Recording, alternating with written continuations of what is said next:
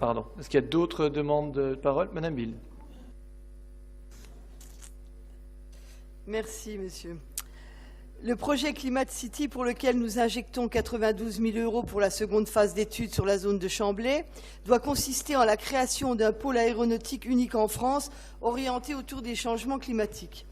Les objectifs sont, comme d'habitude, ambitieux: créer une nouvelle économie, soutenir la croissance et le développement des pays émergents, comme une volonté de vouloir changer le monde avec un autre projet régional dont on ne peut douter, c'est naturellement des effets, tout du moins sur l'économie locale d'une part, puisqu'il semble que votre vision soit globale, je n'ose dire mondialisée, même si c'est le cas, puisque nous n'avons pas réussi à augmenter la croissance en France et en Europe.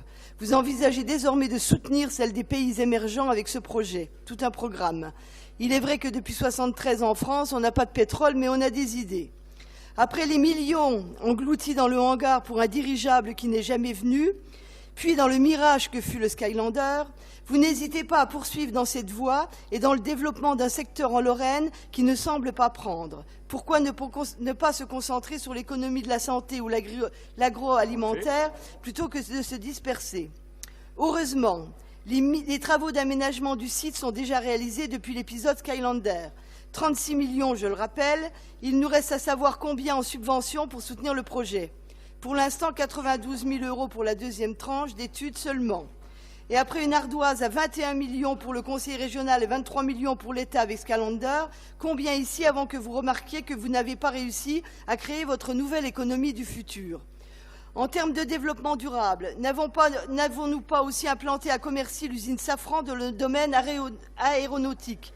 Pourquoi ne pas tout regrouper plutôt que de vouloir disperser sans arrêt les différentes entités et entreprises? Enfin, quelle garantie sur ce dossier avons-nous? La société European Clav, qui est le porteur de projet, nous a-t-elle fourni une copie du brevet qu'elle détient pour garantir la réalité et la pérennité du projet?